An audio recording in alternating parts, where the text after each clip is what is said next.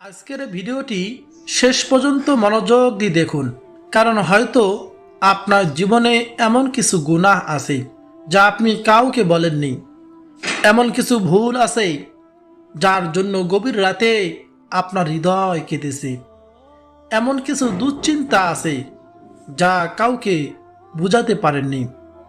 কিন্তু যদি আমি বলি আল্লাহ তাআলা এমন একটি ইস্তিগফার আমাদেরকে শিক্ষা দিয়েছেন যা বান্দা গুনাহ মাফের জন্য তার দরজা খুলে দেয়, হৃদয়কে শান্ত করে এবং আল্লাহ সুবহানাহু ওয়া তাআলার রহমত লাভের পথ সহজ করে দেয়।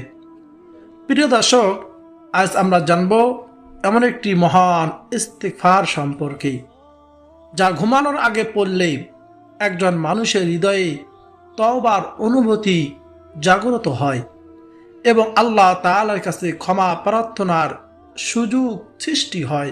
সুবহানাল্লাহ।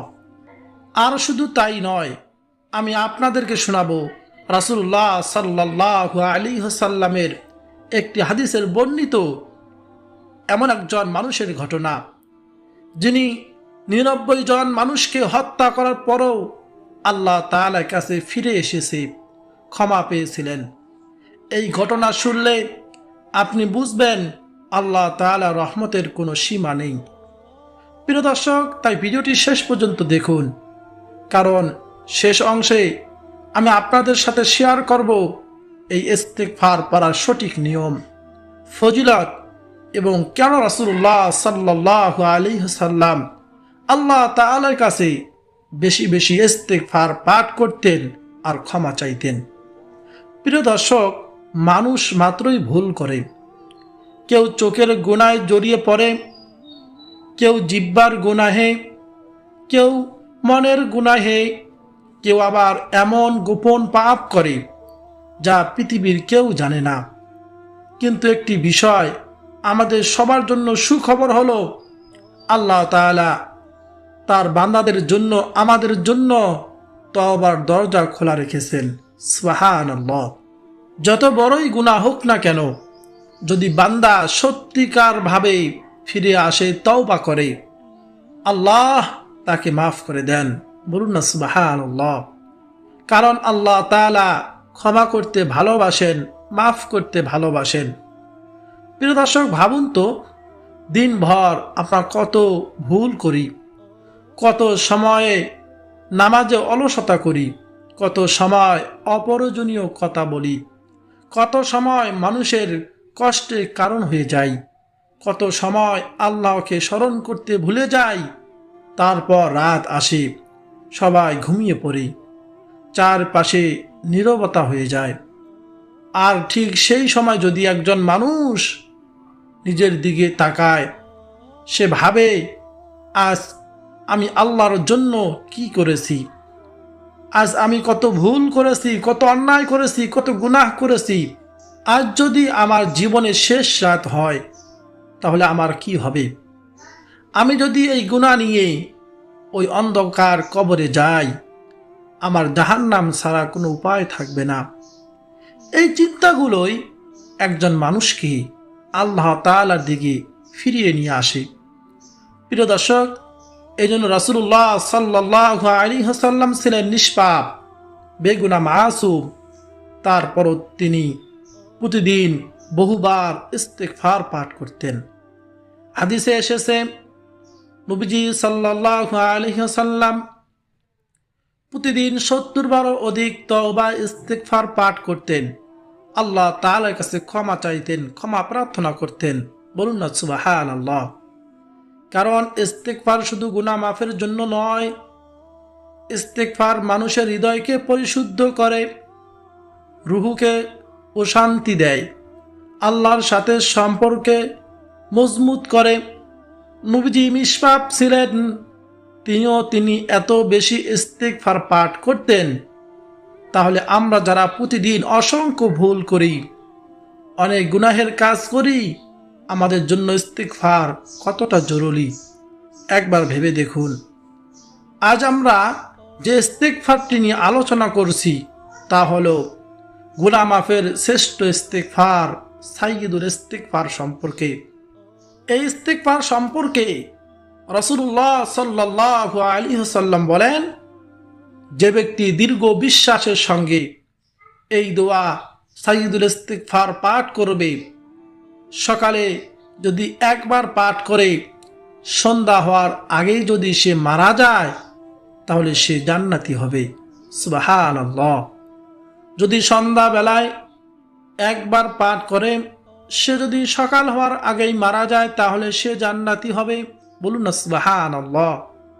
অর্থাৎ সকাল সন্ধ্যায় নিয়মিত ইস্তিগফারটি আমরা একবার পাঠ করব, তাহলে দিনে অথবা রাতে মৃত্যুবরণ করলে আমরা জান্নাতে যেতে পারবো। এই কথা বলেছেন বিশ্বনবী নবী মুহাম্মদ রাসূলুল্লাহ সাল্লাল্লাহু আলাইহি ওয়াসাল্লাম। সেই ফজিলতপূর্ণ গুনাহ মাফের শ্রেষ্ঠ ইস্তিগফারটি হলো, আল্লাহুম্মা আনতা রাব্বি লা ইলাহা ইল্লা আনতা খালাকতানি ওয়া আনা আবদুকা ওয়া আনা আলা আহদিকা ওয়া ওয়া'দিকা মাস্তাতা'তু আউযু বিকা মিন শাররি মা সানা'তু আবু'উ লাকা বিনি'মাতিকা আলাইয়া ওয়া আবু'ু লাকা বিযামবি ফাগফিরলি ফাইন্নাহু লা ইয়াগফিরুয যুনুবা ইল্লা আনতা। এটাই হলো সেই সাইয়্যিদুল ইস্তিগফার। প্রিয় দর্শক, সকাল সন্ধ্যায় একবার করে পাঠ করব। এই ছোট ইস্তিগফারটিও আপনারা পাঠ করবেন। তা হলো আস্তাগফিরুল্লাহ ওয়া আতুবু ইলাইহি। অর্থ, আমি আল্লাহ তাআলার কাছে ক্ষমা চাই এবং তার দিকেই ফিরে আসি। বলুন না সুবহানাল্লাহ। কত সহজ একটি বাক্য, কিন্তু এর ভিতরে লুকিয়ে আছে তওবা, অনুতাপ, আশা এবং আল্লাহ তাআলার রহমতের আবেদন। প্রিয় দর্শক, ভাবুন, একজন বান্দা দিনের শেষে আল্লাহ তাআলার সামনে মাথা নত করে বলতেছে, হে আল্লাহ, আমি ভুল করেছি, আমি দুর্বল, আমি পাপ করেছি, কিন্তু আমি আপনার কাছেই ফিরে এসেছি। এমন বান্দাকে কি আল্লাহ ফিরিয়ে দেন? কখনোই না। আল্লাহ তার বান্দার তওবা কবুল করে নেন। আল্লাহ তাআলা তওবা আল্লাহ তাআলার কাছে করলে আল্লাহ তাআলা খুশি হন। তওবাকারীকে আল্লাহ তাআলা মাফ করে দেন। বলুন না সুবহানাল্লাহ। প্রিয় দর্শক, এখন আমি আপনাদের এমন একটি হাদিস শোনাবো, যা শুনলে আল্লাহর রহমতের সম্পর্কে আপনার ধারণাই বদলে যাবে। এই ঘটনাটি বর্ণনা করেছেন হযরত আবু সাঈদ আল খুদরি রাদিয়াল্লাহু তাআলা আনহু। এটি সহিহ বুখারী ও সহিহ মুসলিম দুই গ্রন্থে বিশুদ্ধভাবে বর্ণিত আছে। রাসূলুল্লাহ সাল্লাল্লাহু আলাইহি ওয়াসাল্লাম বলেছেন, বনি ইসরায়েলের মধ্যে এক ব্যক্তি ছিল যে ৯৯ জন মানুষকে হত্যা করেছিল। একদিন তার অনুশোচনা জাগলো। সে ভাবল, এত মানুষ হত্যা করার পরও কি আমার জন্য তওবার কোনো রাস্তা খোলা থাকতে পারে? সে পৃথিবীর সবচেয়ে জ্ঞানী মানুষের খোঁজে বের হলো। তাকে দেখিয়ে দেওয়া হলো এক সংসার ত্যাগী সাধকের কাছে। সে সাধকের কাছে গিয়ে বলল, আমি ৯৯ জন মানুষকে হত্যা করেছি, আমার জন্য কি তওবার কোনো সুযোগ আছে? সেই সাধক কোনো জ্ঞান বা প্রতিজ্ঞা ছাড়াই সরাসরি জবাব দিল, না, কখনোই না, তোমার জন্য কোনো তওবা দরজা খোলা নেই। তুমি মহা পাপ করেছো, তোমার কোনো ক্ষমা নেই। হতাশ হয়ে, রাগ হয়ে লোকটি সেই সাধককেও হত্যা করল। এবার তার হত্যার সংখ্যা হলো ১০০ জন। কিন্তু কিছুদিন পর তার মনে আবারও জাগলো। সে আবারও কোনো জ্ঞানী মানুষের খোঁজে বের হলো, তার গুনাহের কথা স্মরণ করে তওবা করার জন্য। এবার তাকে দেখিয়ে দেওয়া হলো একজন প্রকৃত আলেমের কাছে। তার অন্তরে ছিল আল্লাহ তাআলার রহমতের প্রকৃত এলেম উপলব্ধি। লোকটি তার কাছে গিয়ে বলল, আমি ১০০ জনকে হত্যা করেছি, আমার জন্য কি তওবার কোনো সুযোগ আছে? আলেম সাহেব বললেন, হ্যাঁ, অবশ্যই আছে। তোমার তওবার মাঝে বাধা কি? এই বাক্যটি শুনে লোকটি হৃদয়ে আশার আলো জ্বলে উঠল। আলেম তাকে পরামর্শ দিলেন, তুমি এক জায়গায় চলে যাও, এমন একটি গ্রামে যাও যেখানে আল্লাহর ইবাদতে মগ্ন সৎ মানুষের বসবাস, তারা বসবাস করে। তাদের সাথে মিলে তুমিও আল্লাহ তাআলার ইবাদত করো। আর কখনো তোমার পুরনো এলাকায় ফিরে যেও না, কারণ সেটা তোমার জন্য খারাপ জায়গা। লোকটি অনুতপ্ত হৃদয়ে সেই ভালো গ্রামের দিকে রওনা হলো। কিন্তু পথের মাঝখানে পৌঁছানোর আগেই তার মৃত্যু এসে গেল। হযরত জিবরাইল আলাইহিস সালাতু ওয়াস সালাম এসে তার জান কবজ করলেন। মৃত্যুর সময় সে তার বুক সেই কাঙ্ক্ষিত গ্রামের দিকে কাঁধ ঘুরিয়ে দিলেন, যেন শেষ মুহূর্ত পর্যন্ত তার আগ্রহ ছিল সৎ কর্মের দিকে। তখন রহমতের ফেরেশতা এবং শাস্তির ফেরেশতাদের মধ্যে তাকে নিয়ে তর্ক শুরু হলো। রহমতের ফেরেশতারা বলতে থাকলেন, এই লোক অনুতপ্ত হৃদয়ে আল্লাহ তাআলার দিকে ফিরে এসেছিল, তওবা করার জন্য যাইতেছে। শাস্তির ফেরেশতারা বললেন, কিন্তু সে তো জীবনে কোনো ভালো কাজ করেনি, এখনো তো তওবা করেনি। তখন মানুষের রূপ ধরে আর একজন ফেরেশতা আল্লাহ তাআলা পাঠিয়ে দিলেন। এলে তাকে বিচারক হিসেবে তারা সম্মত দিল। সেই মানুষের ফেরেশতারা বললেন, তোমরা দুই গ্রামের মাঝে দূরত্ব মাপো, লোকটি যে গ্রামের কাছাকাছি থাকবে সে তারই হবে। তারা মাপলেন, মেপে দেখলো লোকটি ভালো গ্রামের দিকে অনেক দূর এগিয়ে গিয়েছে। তাই রহমতের ফেরেশতা তার আত্মা নিয়ে চলে গেলেন, আর আল্লাহ সুবহানাহু ওয়া তাআলা তাকে ক্ষমা করে দিলেন। বলুন না সুবহানাল্লাহ। এটা হলো আল্লাহ তাআলা বড় নিয়ামত।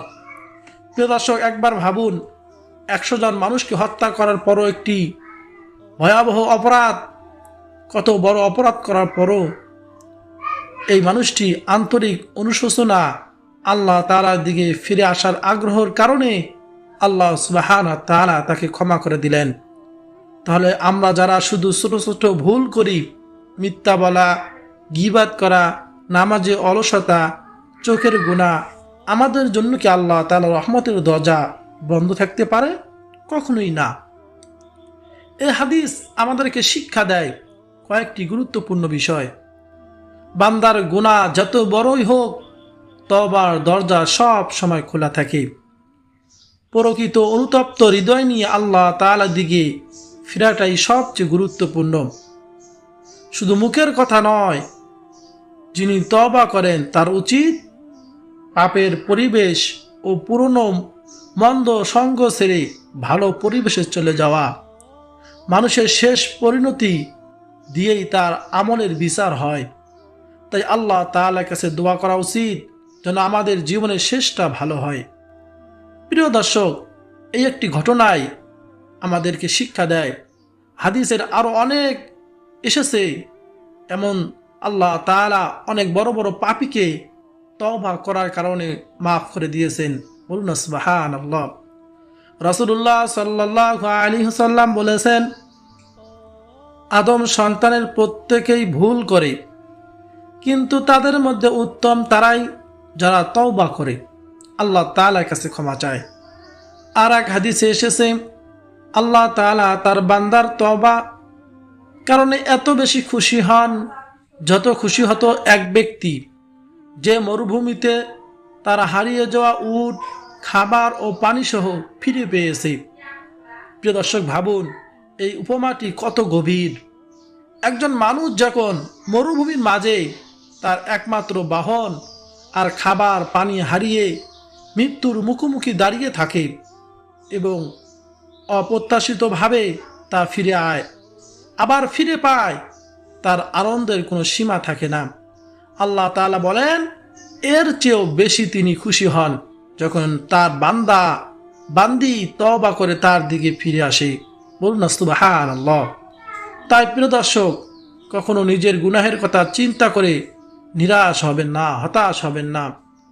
বরং নিজের গুনাহের কথা চিন্তা করে আল্লাহ তাআলার দিকে ফিরে আসুন।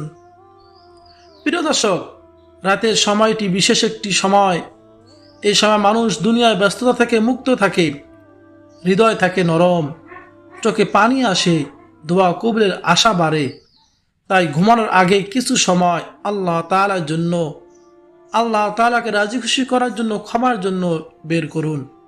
মোবাইল ফোন বন্ধ করুন, অপ্রয়োজনীয় কাজ বন্ধ করুন, উজু করে 2 রাকাত নফল নামাজ পড়ুন।